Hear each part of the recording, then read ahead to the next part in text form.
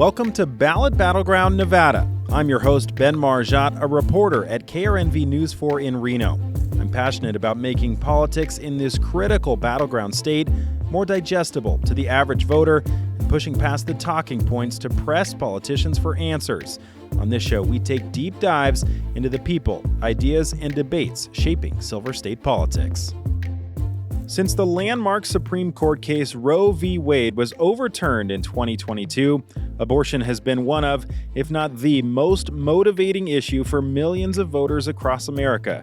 Many believe the focus on reproductive rights in the 2022 midterms is why Democrats overperformed expectations, keeping the Senate in Democratic hands. In the past 2 years, the issue has not faded from voters' minds, and it will certainly be top of mind in the Silver State if Nevadans for Reproductive Freedom succeeds in their efforts to put abortion on the ballot in November.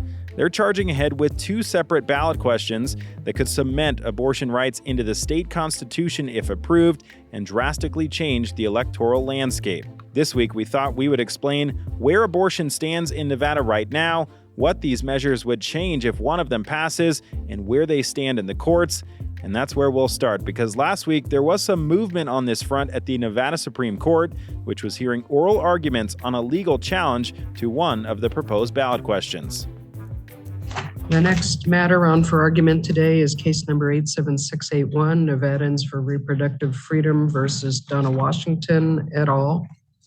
For over a century, the people of Nevada have reserved to themselves the power to propose constitutional amendments by petition and to enact or reject them at the polls. This petition is a straightforward exercise of that reserved constitutional right, and it complies with all statutory and constitutional requirements. It has a clear single subject of creating and defining a constitutional right to reproductive freedom.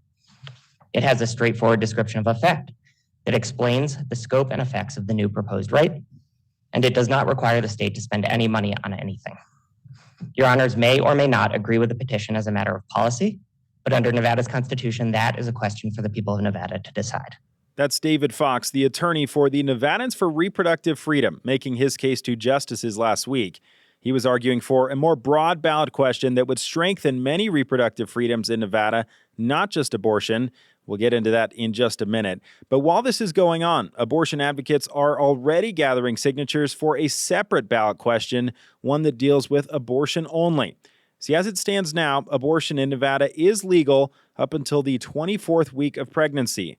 That right is protected in Nevada state law, and so abortion rights were not affected when Roe v. Wade was essentially overturned by the Dobbs decision. It was put in state law by a voter referendum in 1990. Voters approved Question 7 by a substantial margin. 63% voted yes, 37% voted no. It would take another vote of the people to overturn that right to abortion in Nevada. But given the climate around reproductive freedom, with abortion rights being chipped away at or altogether repealed in states across the country, activists feel that state law doesn't go far enough. They want it in the state constitution, another extra layer securing the right to an abortion even further. If that were to pass, it would take not 1, but 2 votes of the people to overturn. Here's the president of Nevadans for Reproductive Freedom, Lindsey Harmon, explaining why they feel that extra step is so necessary.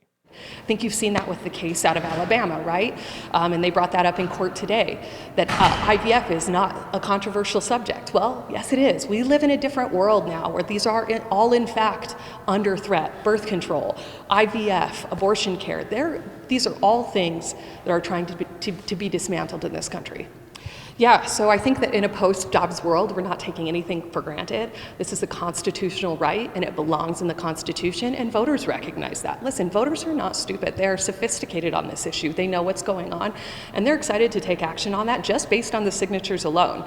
So I think what you're seeing is a pushback to the fact that they know, the right side knows that this is broadly popular with voters, and so they're doing everything they can to keep it out of the hands of voters, which is an unfortunate delay tactic that costs a lot of money and pushes us further out in our signature gathering process.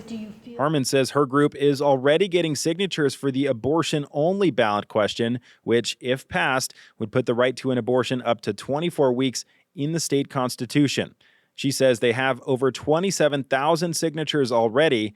They'd need about 102,000 valid signatures spread out across Nevada's 4 congressional districts to get that question on the November ballot, and she's confident they will. That question is also being challenged in the courts right now, but it has not been taken up by the Nevada Supreme Court just yet.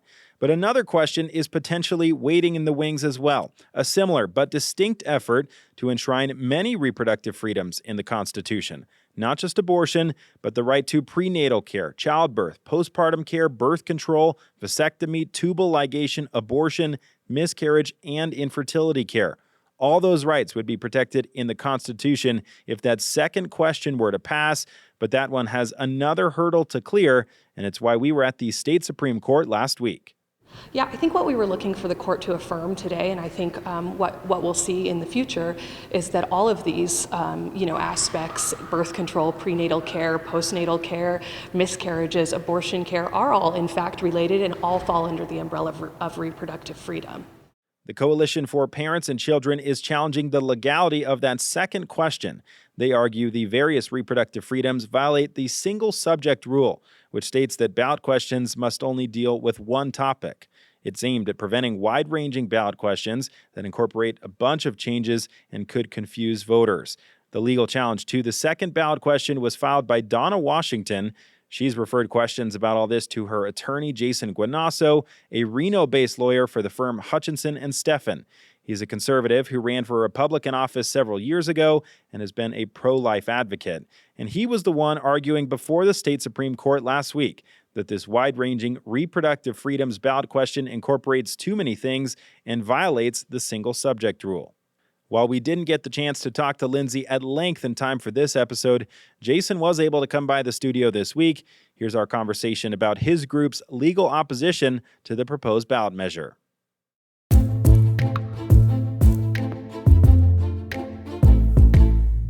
Jason, thank you so much for coming by the studio for Ballot Battleground Nevada. We really appreciate it. Hey, thank you. It's great to be here with you, Ben. 2 times that we get to talk to you in 1 week. So that must mean that abortion and reproductive freedom is in the news, and it certainly has been lately because you are the attorney for this legal challenge against one of the ballot questions that wants to put reproductive freedoms on the ballot, which we've talked about.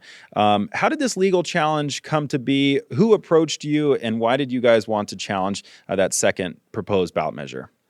When the ballot measure came out, the reproductive freedom ballot measure, in addition to being a lawyer, I'm also a pastor in the community, and a number of us have deep convictions about the value and dignity of human life. And when things like this come up, of course, we all talk. We talk by phone, text, we meet at church, and these questions about this ballot measure came up from friends that I have in church, and including Donna Washington.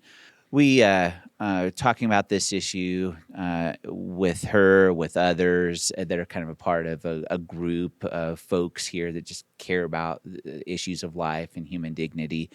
And the question, as often happens in these situations, is put to me, well, what can we do to challenge or address some of the concerns we have with this petition? And so I've done a few of these in the past, and so as I was kind of weighing the language that was in the reproductive freedom petition, what struck me right out of the gate was just how all-encompassing it was. It was a broad category of rights. And that was number one thing. And the number two thing is kind of putting in the context of what was happening in the country.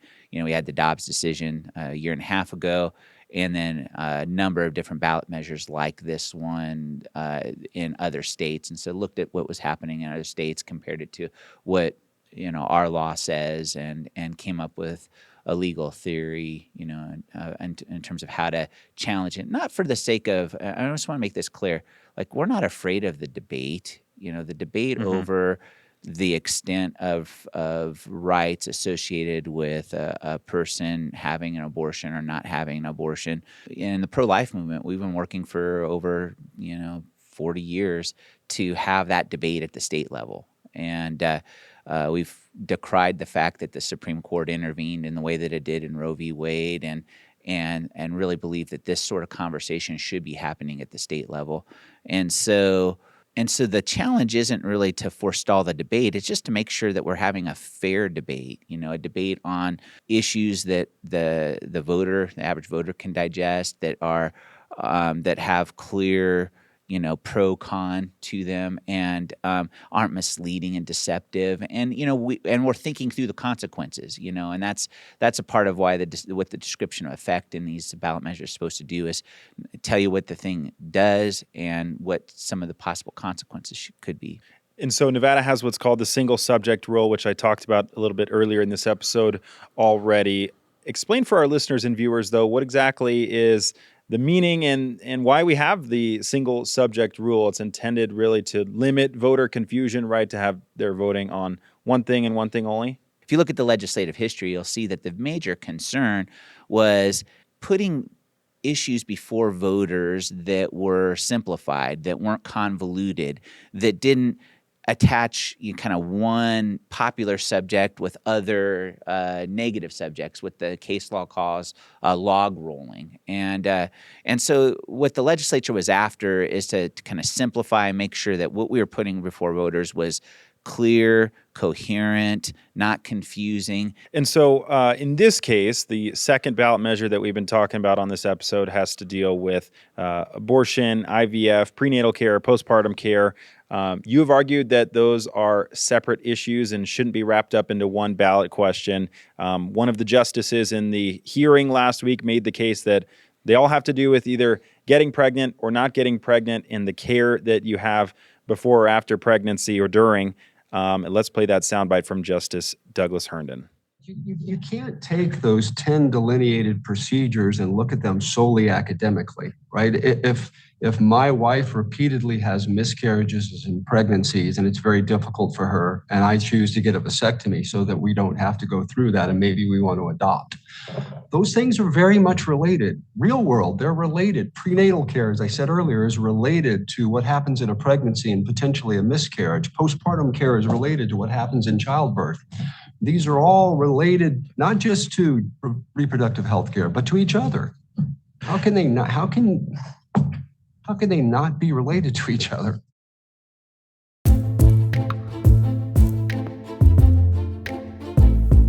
So how do you respond to that argument from Justice Herndon? Yeah, the way I responded there, and I'll reiterate here, is simply this. The rule is the single subject rule. It's not the single category rule.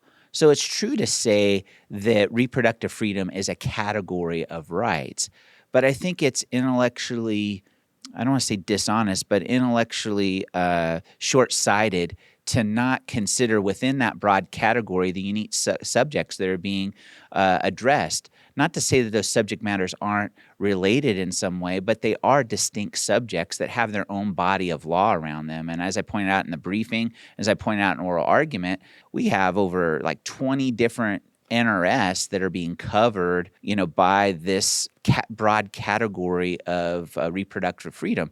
And we have a really defined area of law around abortion rights, and we know kind of how that'll play out in courts.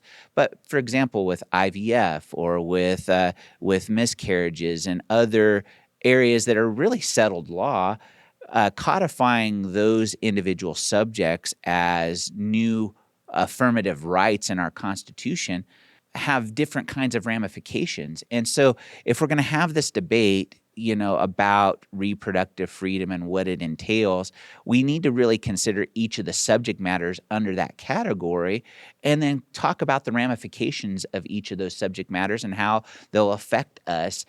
You, as we've talked about personally, are opposed to abortion. Your biography on the website lists you as pro-life and you advocate for those causes. Mm-hmm.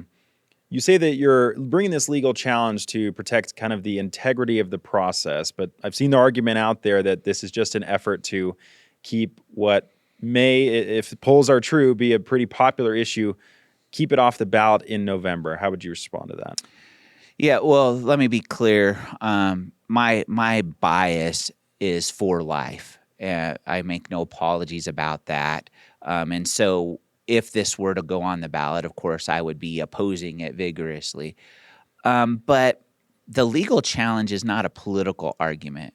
or a moral argument. The legal challenge is a mechanical argument, and it really goes toward not our fear of this being on the ballot, but our concerns about it being convoluted, confusing to the voters, and really conflating multiple subjects into one ballot measure. If we want to have a debate on each of those parts of what it means to become pregnant, what it means after you become pregnant, what it means when you don't want to be pregnant, what does it mean when you're having a baby under complicated circumstances, what does it mean after you've had a baby? All those things require intelligent, thoughtful debate so we can understand the issues in each of those stages of the development of a human life and what the ramifications are of codifying different rights in each of those stages of the development of human life. And so we're not afraid of these things being on the ballot, even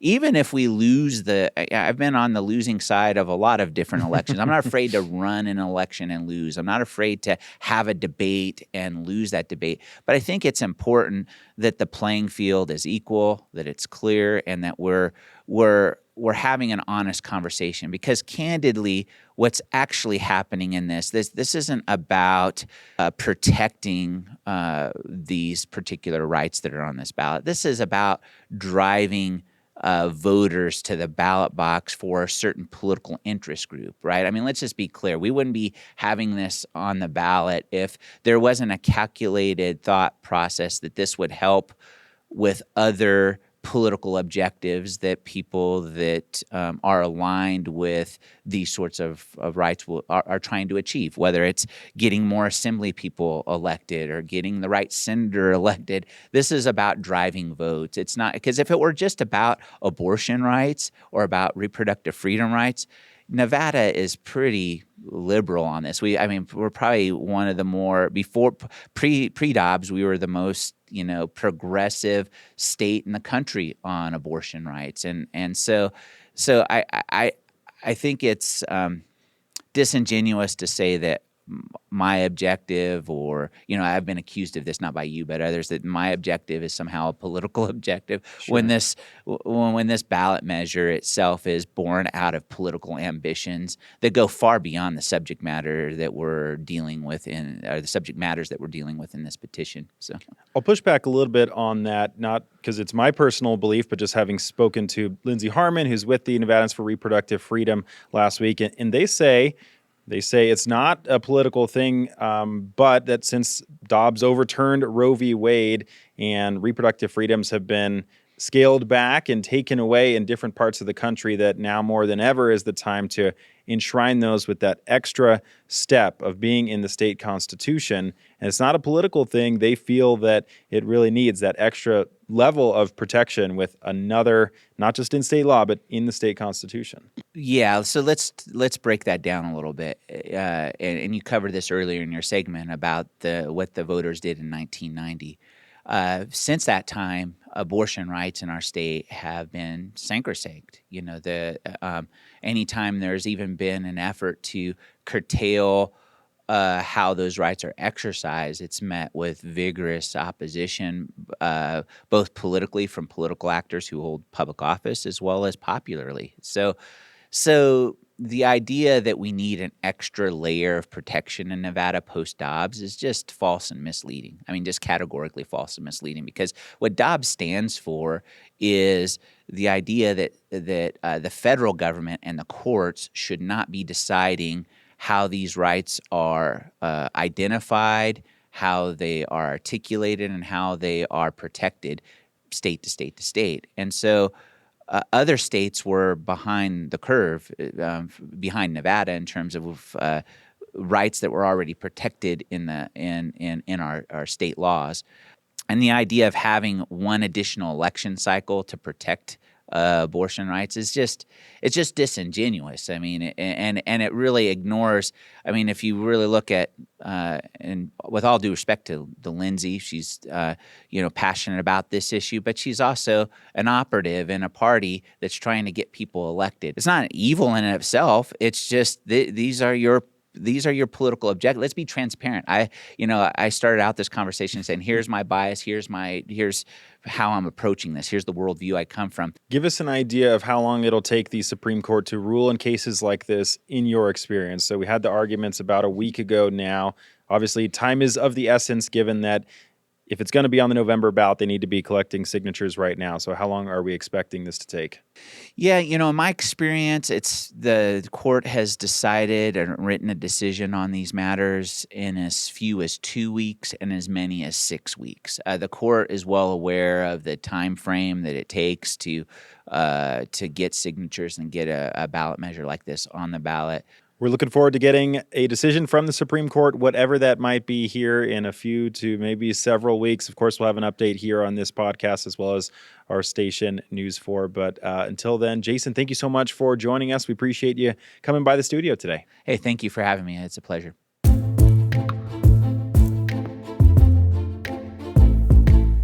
So as it stands now, we're waiting for a decision from the Nevada Supreme Court on the second ballot question. We're waiting to see if they will take up the first ballot question that deals with abortion only. But as of now, that one is moving ahead, and advocates are gathering signatures. We'll let you know if they do end up getting enough signatures to qualify for the ballot.